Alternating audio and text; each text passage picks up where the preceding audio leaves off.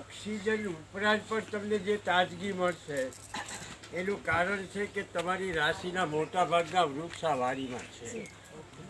તમને એ વૃક્ષ અત્યારથી જ સપોર્ટ કરવા માંડ્યું છે. તમારી અંદરની તાજગી, તમારું અંદરનું જે કંઈ જોમ જુસ્સો, આધ્યાત્મિકતા, એ બધું અત્યારે તમને સપોર્ટ સિસ્ટમ ચાલુ થઈ ગયું છે. તમે જેટલી વાર આ વાડીમાં રહેશો એટલી વાર એક અલાયદો આનંદ માણશો. તમે યાદ રાખજો કે તમારું વૃક્ષ કયા છે. હા, આમાંથી મોટા ભાગના વૃક્ષ અહીં છે. આ બાજુ જે છેલ્લું છે ને, સાવ છેલ્લે એ ખેર છે. જેનું ખેર હોય એની માટે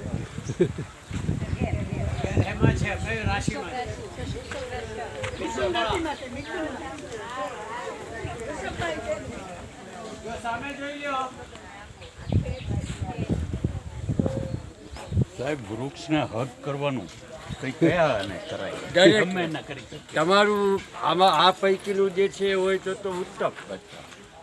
રીતે જે વૃક્ષ ફાયદા કાંટાળા સિવાય કોઈ પણ હક કરો તો એ તમને કંઈક તો આપે.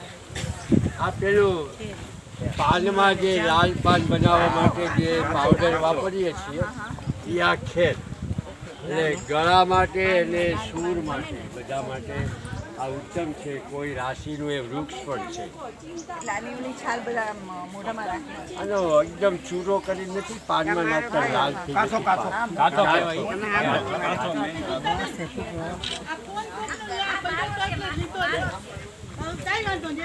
આ જે મોટું વૃક્ષ છે એ કરંજ છે.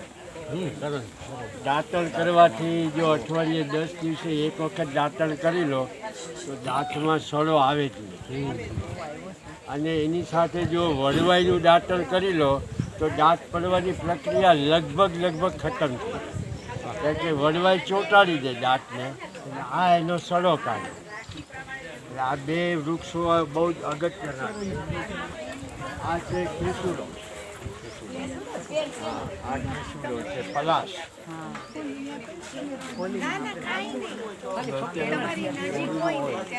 હા, અત્યારે અમે નવા કેસુડો. આ છે બોરસલી. આ બોરસલી કેસુડાના પાન કોઈ રાશિનું વૃક્ષ છે. હા, અને એમાં આની મજા એ છે કે એના ફૂલ છે એને જો થોડાક ફૂલને ખિસ્સામાં મૂકી દો તો અઠવાડિયા 10-15 દિવસ તો એની સુગંધ રહેવાની જ તમારી પાસે. હવે એક પવિત્ર વૃક્ષ પણ છે.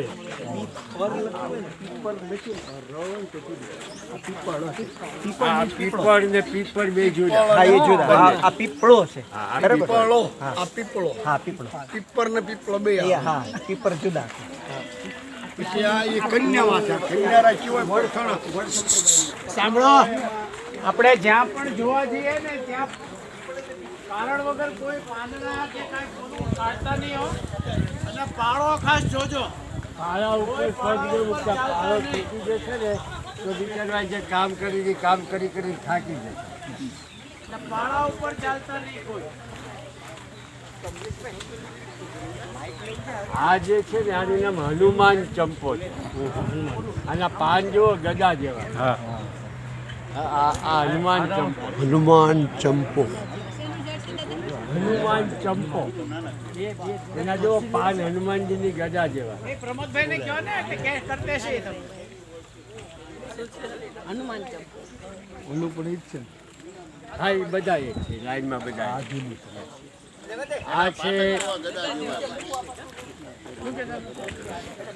એક જણને પકડી રાખવું પડશે અને પછી માઇક એમની પાસે રહે. બે જણા પકડી રાખે એટલે બોલે તો સંભળાય. માઇક આપો.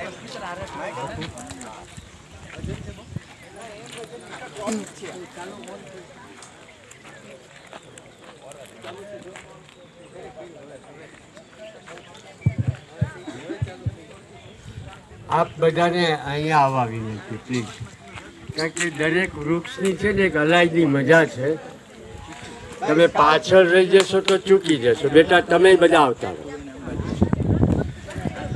આપણે આગળ ખેર જોયું, એ પછી કેસુડો જોયો, પલાસ, કેસુડો કહો, પલાસ કહો, એ પછી બોરસલી જોઈ. આ જે વૃક્ષ છે ને એની પવિત્રતા અલાયદી છે, તદ્દન અલાયદી. બહુ ઓછી જગ્યાએ આ વૃક્ષો છે, પણ આના બીજમાંથી અનેક વૃક્ષો કરીને અત્યારે ચારે બાજુ આપ્યા છે. સીતામાં જે વૃક્ષ નીચે બેઠેલા, જે વાટિકામાં હતા, એ આ ઓરિજિનલ અશોક છે. ઓરિજિનલ અશોક. આની પવિત્રતા ઓર છે. આની નીચે તમે થોડી વાર બેસી રહો તો તમારામાં જે ગુસ્સો હોય, દુઃખ હોય, તણાવ હોય, એ બધું આ ઝાડ નીચે બેસો એટલે શાંત થઈ જાય.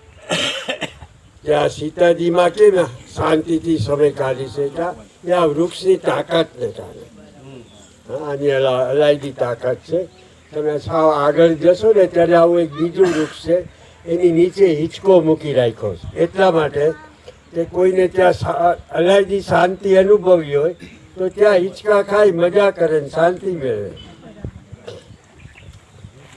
જામફળીના ઝાડ છે એ દરેક જામફળી અલગ અલગ પ્રકારના જામફળ આપે છે. એમાં વચ્ચે સીડલેસ જામફળી પણ હતી, પણ એ વચ્ચે બળી ગઈ. આ ચીકુ છે એ બધા વલસાડના છે, અને તમે ખાધા એ આ જ ચીકુ. અત્યાર સુધીમાં 8 ગુણ જુદા જુદા આશ્રમોમાં અને સારી સંસ્થાઓમાં પહોંચી ગયા. હજી મને લાગે 10 ગુણ તો નીકળશે. એ બહુ મોટી મેં કે આપણે કોઈ મીઠું પડે, એની અંદરની મીઠા પામે. કાચું છે તો મીઠું પડે. તમારા દિલનો ભાવ ને તમારી મીઠાશ બી છે એમાં. એટલે બીજું શું છે કે આ વાડીનું એક પણ ફળ ઝાડ આપણે કોઈને વેચતા નથી. એ બાળકોને વૃદ્ધાશ્રમમાં, જુદા જુદા મંદિરોમાં એ બધું વયું જતું હોય. આ આંબો છે ને એની એક અલાયદી વિશેષતા છે. આ અલાયદી વિશેષતા તમને મળે. આ આંબો યોગ્ય ફળ નહોતો આપતો, એટલે અહીં સુધી એને કાપી નાખ્યો, અને પછી જેમ જેમ ફૂટ આવતી ગઈ એમ જુદા પ્રકારના આંબાની કલમ ચલાવતા ગયા. આમાં 20 પ્રકારના આંબાની કલમ છે. આ એક અલાયદું છે. કંઈક ભણવામાં આવતું હોય પણ જોવામાં ભાગ્ય આવતું. આ નારંગી છે, અને દર વર્ષે 25-50-100 ફળ તો આવતા હોય. ખૂબ સરસ છે. એના ફળની સુગંધ નારંગી. આ તમે આવ્યા ત્યારે પૂરી થઈ છે. આ ખટુમડા છે, ખટુમડા. જેમ આપણે ખાટા, એની જેમાં અત્યંત ખાટું છે, ને નાના બાળકથી માંડીને વૃદ્ધ બધાનો અતિ પ્રિય છે. અને આ ઝાડીમાં બેસે ત્યારે એટલા બધા બેસે કે 1000-4000 ફળ બેસે. અને એના વજનને કારણે નમી જાય, ક્યારેક તો એ ડાળી તૂટી પણ જાય. અત્યારે 15 દિવસ એટલે ખલાસ થયા છે, એટલે તમને એ ખાવાની પણ ખૂબ મજા આવે. કારણ કે એ બધા પક્ષીઓને એટલું બધું ભાવે છે કે થોડુંક મીઠું થાય ત્યાં એ ખાઈ જાય. પાળા ઉપર પગ ન મૂકતા, વચ્ચે પગ મૂકજો. પાણી કાઢ્યું છે ને એમાં પગ મૂકજો. બસ આવો આવો, આ બાજુ આવો.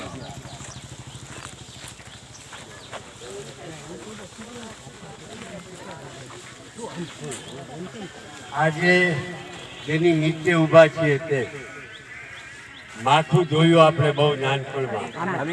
અરીઠા, આ અરીઠો છે. જો કેટલાક હવે અરીઠા બેઠા છે, નીચે કેટલાય પડ્યા છે.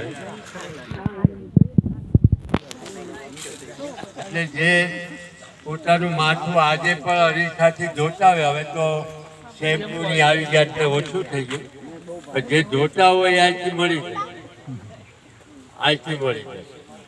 આ આંબળાના ઝાડ છે, બહુ સરસ આપે છે આંબળા, ખૂબ સરસ આંબળાના ઝાડ. ખૂબ મજા આવશે ખાવાની. છોકરાઓ આગળ આવી જાઓ. ના ના, તમે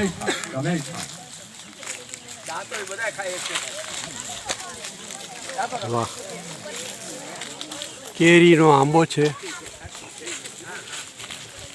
પડી છે. બહુ ખરી ગયો ઢગલા થઈ ગયા નીચે.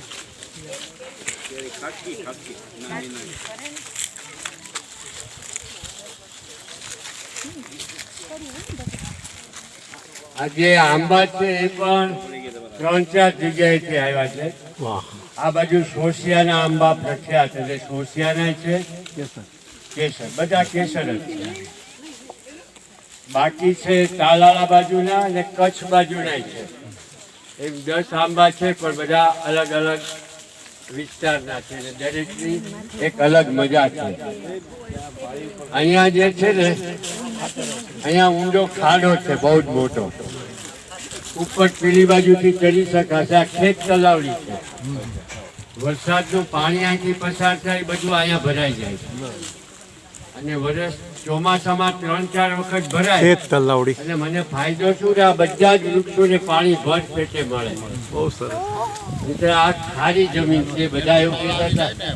હા હા, એટલે આ બહુ જ મોટી એક ખેત તલાવડી બનાવી છે, તો મજા આવે. હા હા.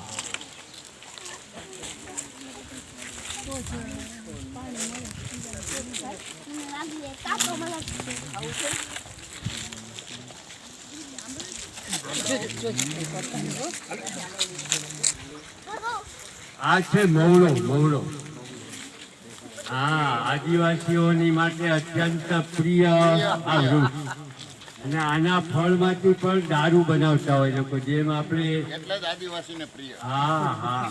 તો આના જે ફળ આવે છે ને, એ રાતના જે કાનકડિયા ને બધા આવે છે, એને આટલી પ્રિય છે. આટલા બધા વિસ્તારના અહીં બહુ મોટા